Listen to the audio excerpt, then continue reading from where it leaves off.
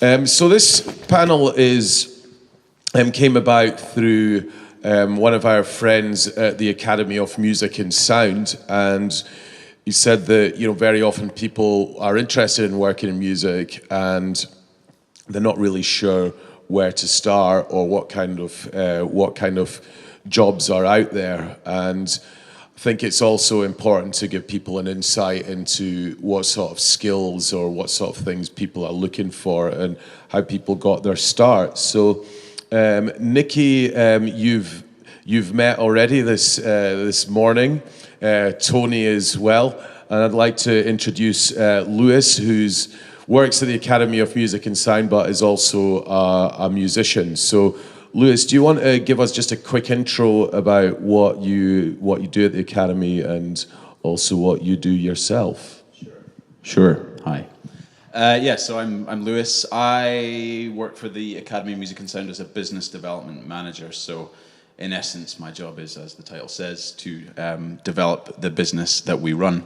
What that means is looking at what courses we're offering versus what the needs are of the people like yourselves, the musicians that need to be trained, or the future managers that need to be trained, or the future music therapists that need to be trained, or teachers, or any of the many sort of employment opportunities that we're going to discuss over the next hour. But my job is to try and sense the need in the marketplace, which is you guys and your peers in Edinburgh and Glasgow, and develop the courses that will serve your needs in terms of going through a year, 2 years, 3 years, 4 years, and coming out of that with a view to you getting a job in the music industry.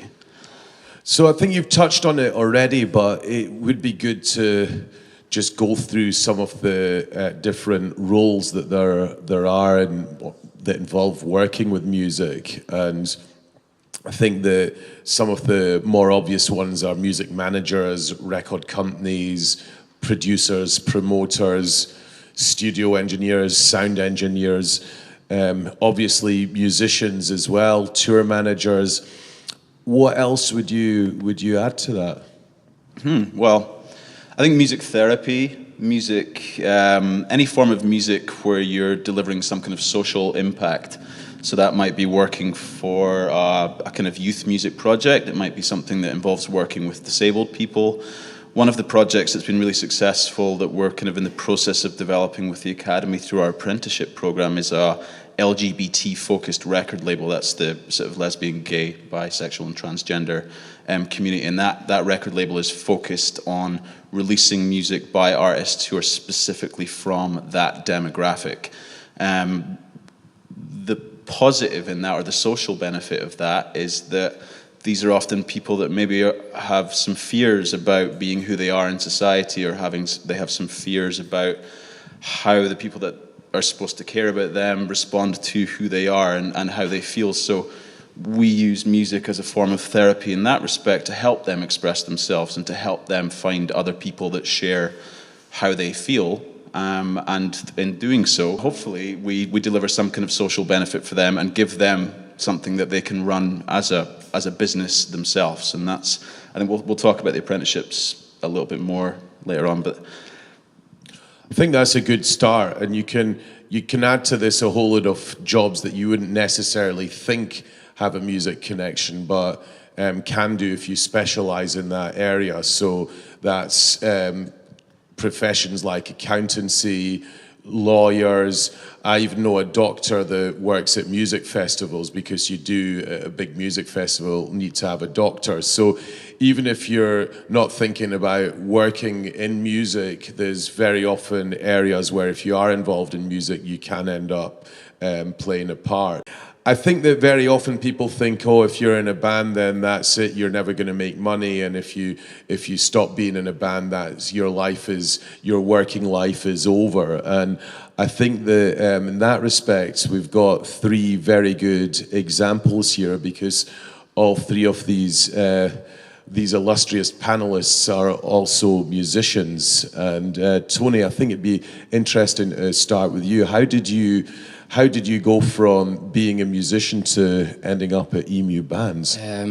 So I started, I'd imagine, very much the same as you guys, but I started playing guitar when I was really young, and was writing songs. And eventually, when I was in high school, I formed a band, a terrible band, but nonetheless a band. And I started to put out music, and I came across emu bands actually. So I used emu bands. This sounds like such a pure sappy story, but I was using emu bands loads when I was maybe 15, 16 to just put out stuff. I was probably annoying the hell out of them, but I was on the radar. And by the time I was leaving school, I was going to uni, and I guess first year university. I thought it would have been a good idea to maybe, like, whilst I was writing songs, to just do something else because I had tons of free time. And the opportunity came up at Emu Bands they were looking for like an internship. So I sort of just sent them a message on Twitter, and I guess because I was a customer of theirs at the time, I had already had a rough idea of how it worked from, I guess, one of the clients' perspectives. I wasn't just going in totally blind to it. I just ended up kind of going in once a week actually for. Well, I mean, it's 4 years later. I'm still there, but like I was once a week for maybe about two years. I just kept doing it because I was also friends with the guys by the time I was sort of starting, or at least I knew them. In fact, Ali, who runs Emu Bands, had put on my band when he was a booker in the Classic Grand and stuff like that. So it all sort of tied in nicely, I guess. And Nicky, what about you? Did you start out with music, or did you start out doing a music course? How did you end up becoming a promoter? So I started off as a singer-songwriter in Edinburgh, and from the very beginning I had no contacts. I knew absolutely nobody in the industry, and my parents told me that I was making a terrible decision to want to pursue music. So I went to local open mics in Edinburgh and started playing those all the time.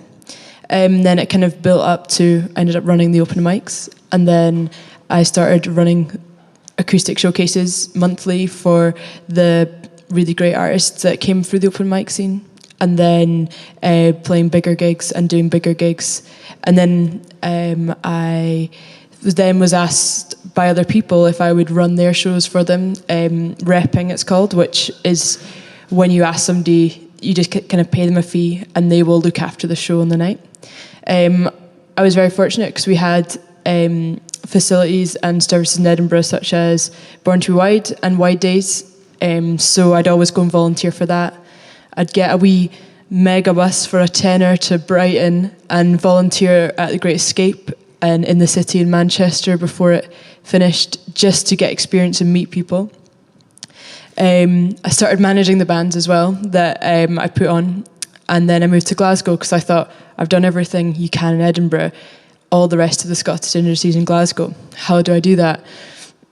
I'll do a 2-year music business course, that'll pay for my rent, or give me some sort of financial stability for those 2 years, so I can work as much as possible for free or for getting paid very little to get that experience, and ended up running lots of shows there. And I was assistant manager to a band called Admiral Fallow for a while as well, and also worked at like Celtic Connections and just did everything I possibly could. And then I moved back to Edinburgh and then got a job as a full-time booker at Electric Circus, while also doing bits and bobs for Admiral Fallow, Rachel Shermani, all these people. And then so then I did Electric Circus, and then Robert Hicks, who runs Beyond Presents and who has for a number of years, asked me if I would leave there to work as his assistant on shows across Scotland. So that's kind of how it went. Lewis, what about yourself? Quickly, you were in bands and then you ended up as a business development manager. Yeah, I know. How did that work? No idea. Bizarrely, my first ever job in the music industry was working for the promoter that you work for now. So I grew up in the Highlands of Scotland in a time before the internet. So I had absolutely no idea what I was doing in my little town of 1,000 people, other than the fact that I really wanted to make music. So same thing, I did my own thing. I put on my own shows. I, through putting them on my own shows, met other musicians and other people and formed new bands, made it as far as Inverness, then did the same thing, went down to Glasgow, started playing in bands, did all the things that people like Jim and everybody else is telling you to do today, which is to kind of get off your ass and write a press release, get yourself registered with the PRS, write some songs, book some gigs, go out and tour the UK. It's not impossible. You hire a transit van. So, went on UK tours, eventually got a job with a record company that ended up signing my group, and that record company was connected to Sony, that then led to getting an album deal with a record label called Small Town America. That then led on to another record deal with EMI, and I had a very kind of lucky 18-month period of recording in nice studios and touring widely and doing all that kind of stuff. And I don't know, it just kind of fell from one thing into the other, I guess. But I think the main thing that everybody seems to have had to do is, whatever the one thing is that you really, really want to do, there's always maybe 10 things around that thing that you have to do in order to move in the direction of the one thing that you want to do, because you're not going to meet people unless you go and do stuff. You're not going to make mistakes and learn from them unless you go and do stuff. And you're not going to get better at what you do if it's writing songs. If you don't know what people think your songs by playing shows and putting records out, then how are you going to get better? So the main thing that I think I've done and why I'm still here is that I just kept doing stuff. So in terms of what you learned as a musician, what kind of skills were you able to apply that to? Did you do any tour management, or I think for everybody in a band, you are a tour manager, you're a manager, you're a promoter, you're a PR agent, you're a photographer, you're a video maker. So it's really cool if you're a proactive person in an unsigned band, because you have huge opportunities to learn about every single part of the music industry. If you're a lazy person in an unsigned band, then, good luck to you. But if you're a proactive person in an unsigned band, then you're going to develop skills like communication, which is vital. The music industry is based on relationships and knowing people and being friends with people, because otherwise it's too much work to kind of forge effective relationships with people on a daily basis. So people give work to the people that they like because it's easier. So communication is key. Planning is key. When we were 19, we would get in a transit van and tour the UK for 2 weeks, having booked and sort of spec'd and advanced all the shows ourselves. So you learn how to plan, you learn how to manage money and make 50 quid enough money to get from Birmingham to Stoke-on-Trent or wherever the next place is, and you learn how to convince people to let you stay on their floor, and you learn, you learn how to get by because you love doing what you're doing. And communication, being responsible, being dependable. The reason that I got a job with Robert was because he was just starting out, and I was always there going, give me a job, give me a job, give me a job. And he could rely on me. One day he gave me a job, he could rely on me, and he kept giving me more and more work, and the business was growing, and it was cool. So be there for people, be there for each other. And do you, Nikki, you mentioned that you'd done loads of volunteering, you got all this work experience while you were still at college. How did you go about that? Well, it was, as I say, we're very, very lucky that we have things such as Wide Days, Born Too Wide, these sort of things. All you do is drop someone an email and say, can I volunteer?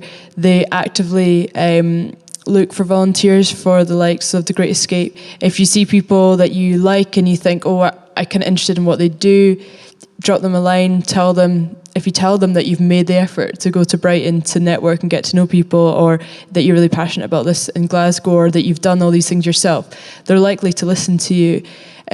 When I was at Electric Circus, I took on a couple of work experience people, but in the whole year and a half I was there full time, we only had, I think, 2 weeks out of that year and a half where people actually came. We had 2 people that came and did work experience. Nobody else even asked.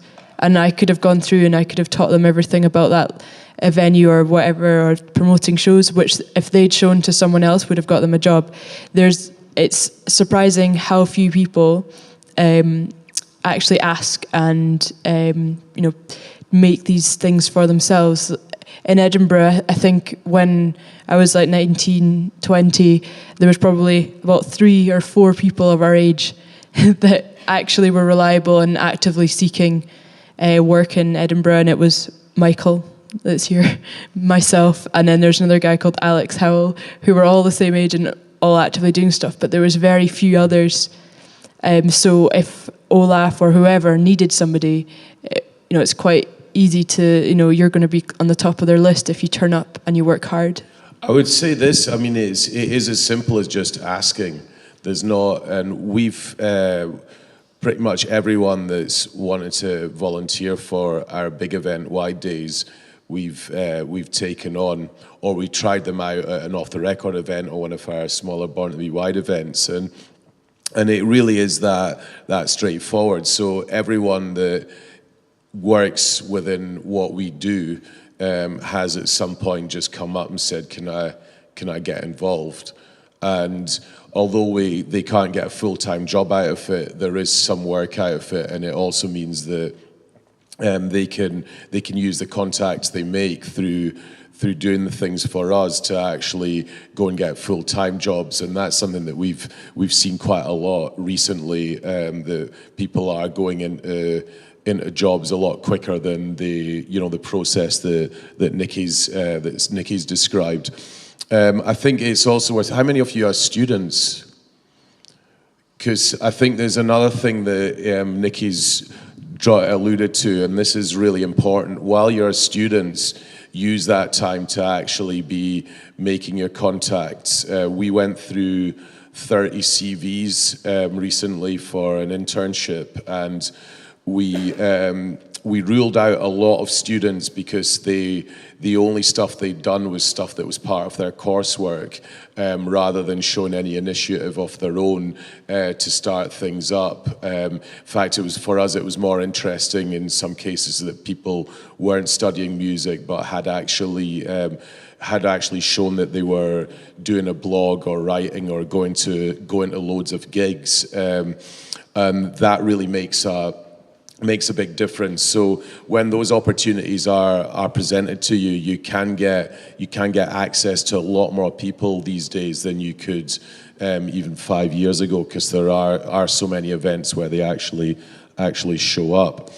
I mean, did you start managing when you were a student as well? Were you managing bands? Yeah, it was like, I guess one of the first things I done when I went to uni as well was just because I was starting to hang around with other musicians as well. I think because I'd maybe, in fact, I don't even really understand why I fell into management, but I think because I'd released music in the past, other bands my age were asking me about it, and there was certainly like some of my friends that I guess I would just go out and like hang around with when I was at uni were in bands, and I ended up sort of selling merch for them, and then from doing that I was going on tour with them, and then sort of they weren't getting paid on tour, and I was sort of like, why are you not getting paid?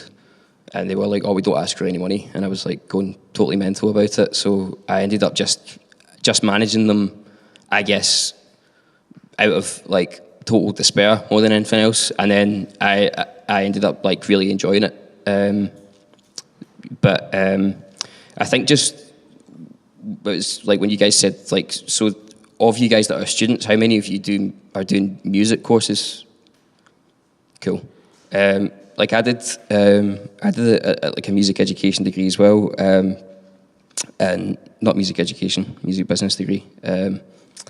And what I found was great about the course, as much as the course was good, the student loan was amazing, because I could go out in Glasgow and spend all of that meeting people in bars. And those guys have been, like, in a way, equally valuable, if not more valuable to me, trying to get involved in the music industry than, like, a bit of paper that says I'm good at writing essays and, like, ticking boxes academically.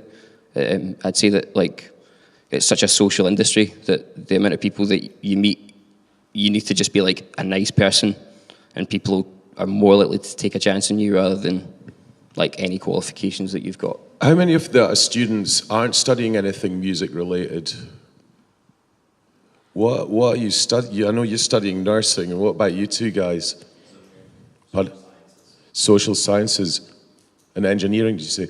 That's interesting because I think that we've noticed this as well, that the people that study things that are totally unconnected to music, but they're going to more gigs than a lot of the music business students, and or they're running gigs within their student union and that kind of thing. So it's not. I think the point to make is that regardless of what you're doing, the most important thing is to actually be backing it up with real action, and that could be as something as simple as writing a blog. In fact, it's a really good way because you're making the contacts, you're going to the gigs, and you're then having something that you can share with the managers, the bands, the promoters. That's a really effective way to start getting noticed. And it also saves you on paying to get into the gig usually as well. So another bonus. One of the things that I think is interesting, and you'll have had experience with this, is when you are taking on people, what kind of skills are you looking for? I mean, what sort of things do you, not even skills, what kind of character traits would you want?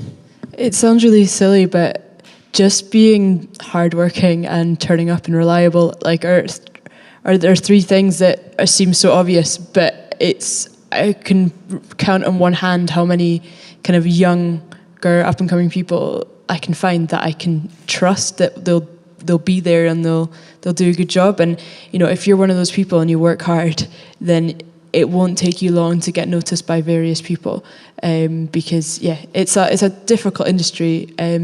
So you really need to be very determined and driven to do well. And if you show that sort of flair, then lots of people will end up coming to you after a while. I think that's an important point to stress as well, because we've had people volunteering for us and then they just don't turn up on the second day, or they turn up like 2 hours late complaining of having a cold, and I'll be saying, well, I have the same cold and I came an hour early to get to work on the stuff with you so that we didn't have to do it while everyone else was around, so we can actually focus on helping you with your tasks. And I think that sort of thing is very much that element of self-responsibility, because quite often people will expect someone else just to take over for them. But if you look at it in a band context, imagine if you didn't show up, then there just wouldn't be a singer, or there wouldn't be a guitarist or a drummer, or whatever the role in the band was, and so you wouldn't have a gig. And that's a really important element to working in any job, really. But I think it's really worth stressing that if you're running an event and someone doesn't show up, then you have to fill that role, and it can make the whole thing run a lot less smoothly than if they were there.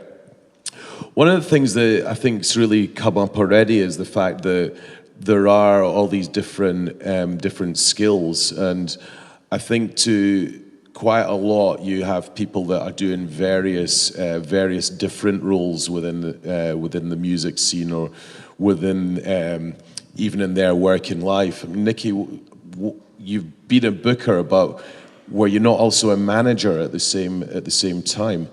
Yes, so there was a point where I was a band manager, an artist, a promoter, a gig rep, a seminar volunteer, or a seminar kind of worker, and even more recently, kind of driving people around. You just have to do as many things as you can, because in one 6 month period you might get no work repping, but there might be kind of management stuff, or there might be seminars or different opportunities for you to help at, and then another month that all might dry up in something else. So I think just making yourself as great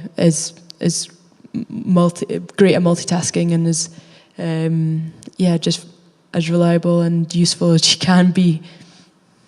What about you, Tony? I mean, have you done You sort of spun various plates at the same time. Yeah, I mean, like you said, Nicky. Like, I think there was a point when I was in uni that I was like a singer-songwriter doing open mic stuff, but I was also like sessioning for guys that would pay me to play in their band, and I was also, I guess, trying to manage bands. But through that, I was getting to know bands, and I guess because I had a driving license when I was at uni, which was like great. It was quite unusual, I guess, or not unusual, because plenty of 18-year-olds can drive, but I had my own car and access to like my dad's van and stuff, so I could tour with bands, and that was making me some cash on the side.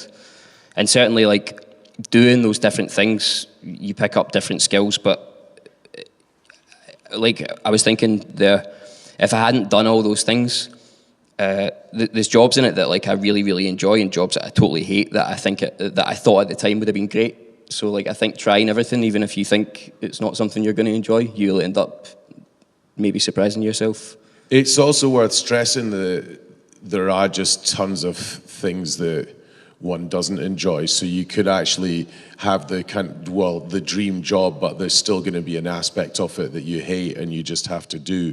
And I think that's one of the things that I would stress when we're running events.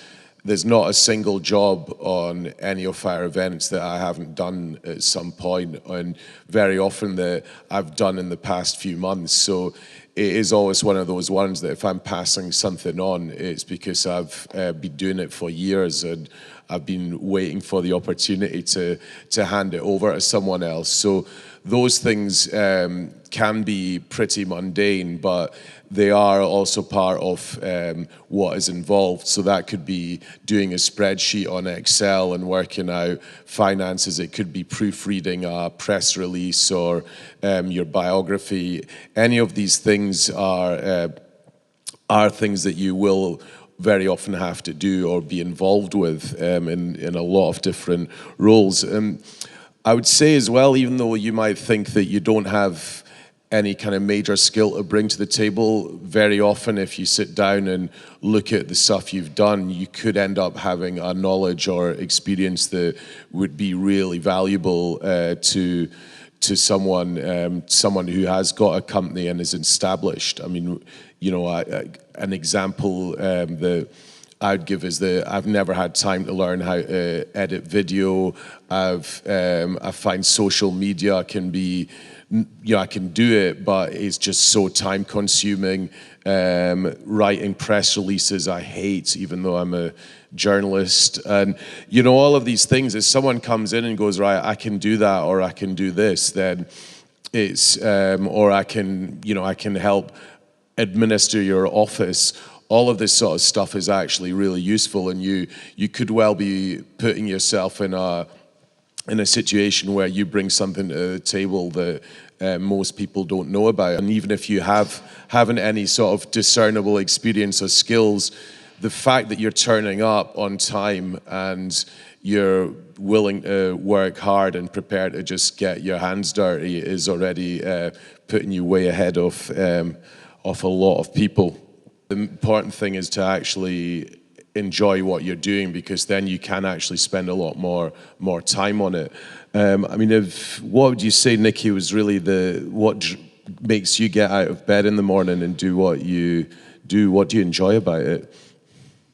I think sometimes it's really easy to get stuck in the moment and thinking, oh, I can't be bothered with these really demanding agents today, or, you know, mopping a dressing room floor and picking up bits of chicken from Guns Rider as a vegetarian.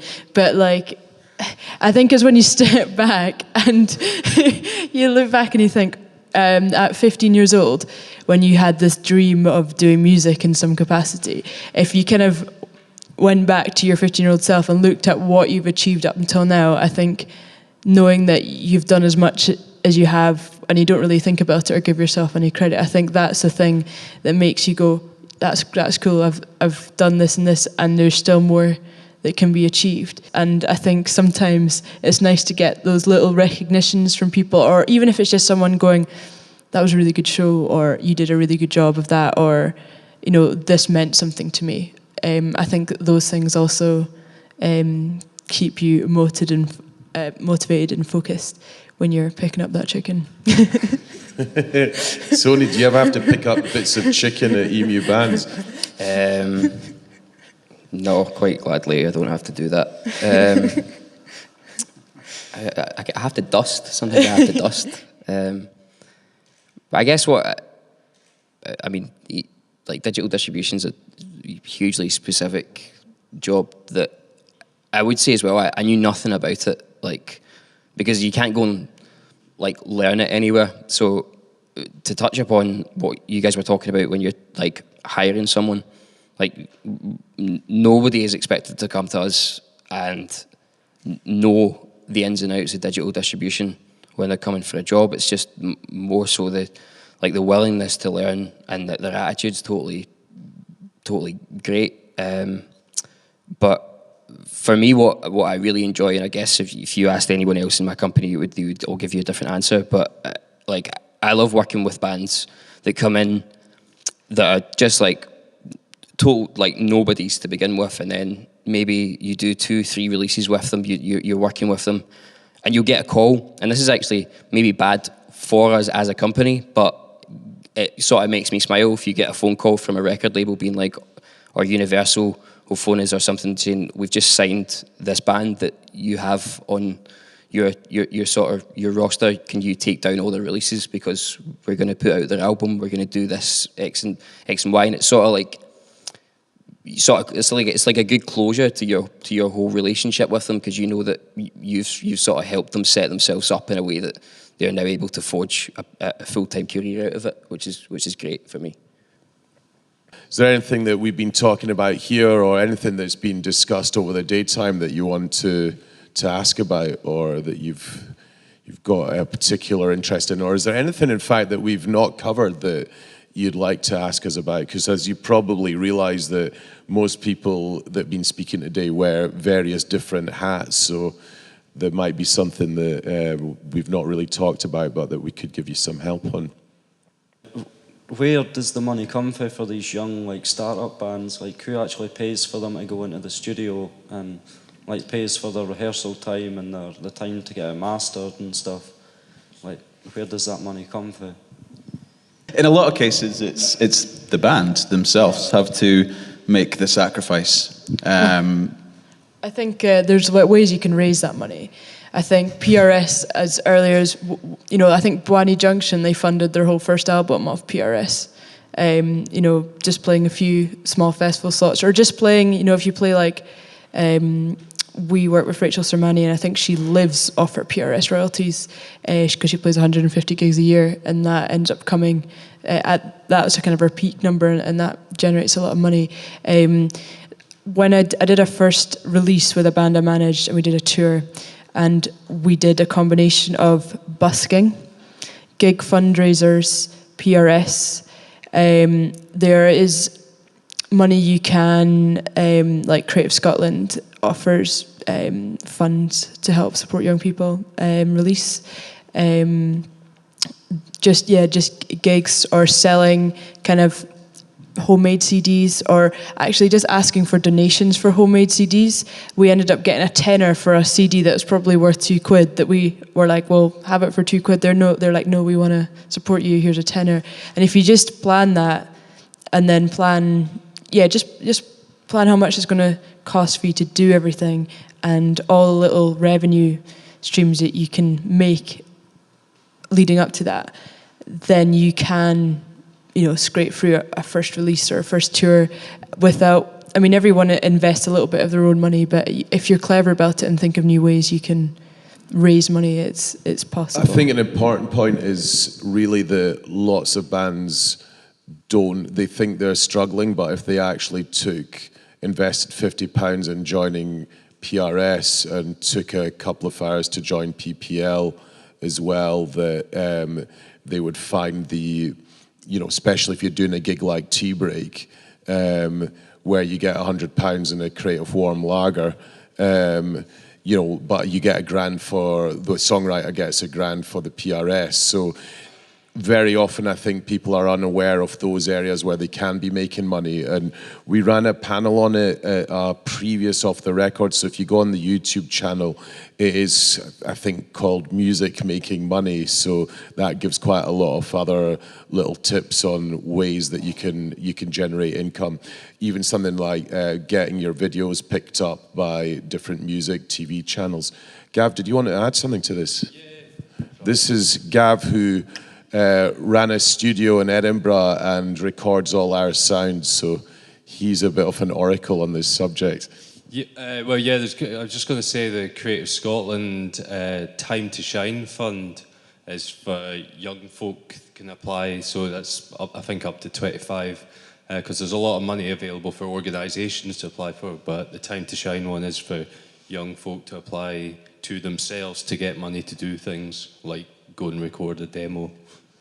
And I'd also say if you're looking to tour, then Hit the Road is an initiative run by the Scottish Music Centre, and that's really worth looking into because the bands, several acts that have done Hit the Road have now signed quite big deals. That includes Model Aeroplanes from Dundee, Chloe's another one that played Hit the Road, and it's a really fantastic opportunity because they take you on tour and you're basically going on a proper tour of Scotland playing different venues, and with what you've learned today, then you've got a good chance of getting a lot more people along to those venues if you put that into practice. They also run a scheme called Music Plus that does give a lot of support in terms of the things we don't cover, so things like remixing and studios. That's something where Music Plus is again run by the Scottish Music Centre, so definitely worth checking that out. I think they do mentoring schemes as well for people. Well, they'll put you, if you're a dance producer, they'll put you with a dance producer. If you're a singer-songwriter, where Music Plus, like for instance, my colleague and friend got put with King Creosote and songwriting lessons, so they do develop you quite a bit with Music Plus, I believe, yeah.